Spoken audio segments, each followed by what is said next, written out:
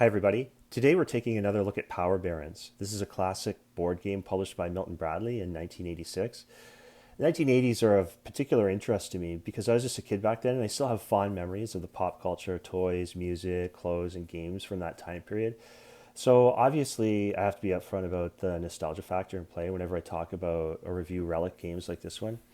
And no surprise, Power Barons is a rather typical product of that era. It's big, colorful, light, overproduced, and fanciful, considering that essentially it's just a card game with an economic theme. But wait, it comes in a huge box and it has chunky plastic minis with over the top player tokens and a roll and move mechanic at play on an obtrusive board. So all I have to say about that is sign me up.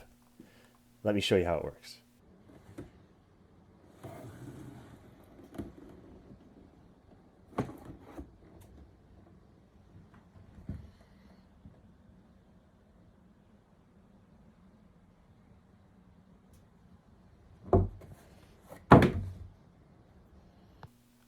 In Power Barons, players compete to build bases of power in finance, energy, communications, and transportation across the four global sectors depicted on the game board. The global sectors include the Americas, Europe, Africa, and Asia. Each player gets a set of cool units that demarcate successful attempts at projection of power into these areas. These pieces may be thought of as trophies. The number of power bases a player needs to win a game depends on the number of players in the game. Without mods, this is either a 3 or 4 player game only. If you have 3 people, a person needs to be the first person to build 4 different power bases in both opponents' territories. If you have 4 people, you need to be the first person to build 3 different power bases in each of your opponent's territories. Is it possible to modify the rules so that you can have a workable 2 player experience? I think so. Have one player control the Americas and Europe, the West. Have the other player control the East, Asia and Africa. Play with one hand of cards just like in the other setups, but have it so each player needs 4 power bases in both halves of the other player's alliance.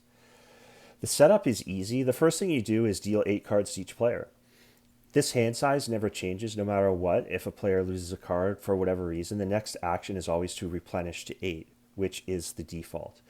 The cards come in 5 suits, the 4 we mentioned earlier, numerical values in finance, energy, communications, and transportation that range from 5 to 50, I believe, and a political influence suit with the same distribution of values. These act a lot like wild cards in this game.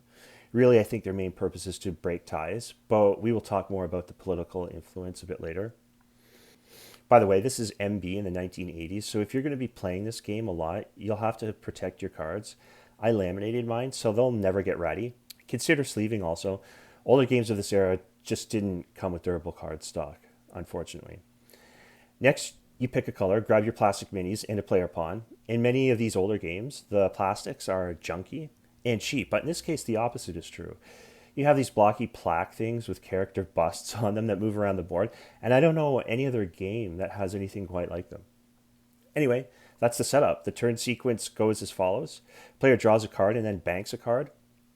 Like I said before in Power Barons, the player always has 8 cards in their hand, but also a bank, or rather a pile of cards face up in front of them also. Cards never move from your bank to your active hand. Your cards will only move in one direction, as you will see. This is like an overflow stack. As soon as the net value of this bank goes above 300 total points, you have to turn them in at the very end of your turn back to the draw pile. And as a reward, you get to place any power base in any territory. Interestingly enough, there's no change making in this game, so if you get an odd distribution of card values that sends you above the cash out threshold, it's too bad for you. You lose the change. After the draw a card, bank a card action, player rolls 2d6 and moves their pawn the corresponding distance on the board. The game came with cheap dice, so I upgraded mine, as you can see. Anyway, follow the directions printed on the space you land on. More on the board spaces later. Every turn, a player must challenge another player for influence on a specific area of the board. This is not optional. You're not allowed to pass. So this brings us to the core element of the game, the card play challenges. You target an opponent and select any type of power base to contest inside that territory. Place the appropriate token on the compass on the map. Cards that match the contested base count as double value during a challenge. During a challenge, the attacker or challenger plays a single card and the defender must match that suit. If they can't, they score 0 in that category. Either side may surrender after each pairing or round. If neither side backs down after the first round of challenge, the attacker must lay down a different suit, and once again, the defender must match the suit. This process can go on for 4 rounds, as all 4 suits get cycled through before a fifth round decides a challenge, unless either side surrenders before round 5.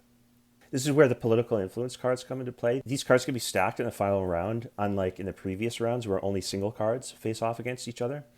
After all the cards are played, both sides sum their respective values, and the highest total wins the challenge. The defender will win all ties. If the challenger wins, they get to place their power base in their opponent's territory, and they bank all of the defender's cards face up in their own bank. If the defender wins, they block the power base build in their territory and bank all the attacker's cards. The loser immediately replenishes their hand size. One weird thing about the challenge is that you don't have to lead with the suit under dispute, so you can bluff and fake out your opponent. If, for example, you could test finance, you could lead with a weak play in transportation and then save all your stronger cards for deeper rounds in a challenge. Furthermore, in some cases, the challenges are modified by certain board spaces. So now we'll take a closer look at the board squares. The act of movement onto different squares facilitates a bit of randomness to keep things interesting. You'll see there's a limited challenge space. This disqualifies political influence from the next card battle. There's a take a power card. It means you can demand a card of a specific suit from any player. If they don't have that card type, the action fails and you just proceed with a normal challenge. Take political influence. You can demand a political influence card from another player prior to a challenge. Spy and steal forces a player to reveal their hand and you get to take one of their cards. Investments payoff corresponds to each of the 4 regions in the game. The owner of the area gets a free card from the draw pile, and each player who has a power base in that territory takes 1 card for every unit they have there. And lastly, the dreaded remover power base square allows a player to remove any single token from the board and return it to its owner. And that's how the game's played. As far as mods are concerned, I don't think it needs any. Besides card sleeving lamination, you could upgrade the dice.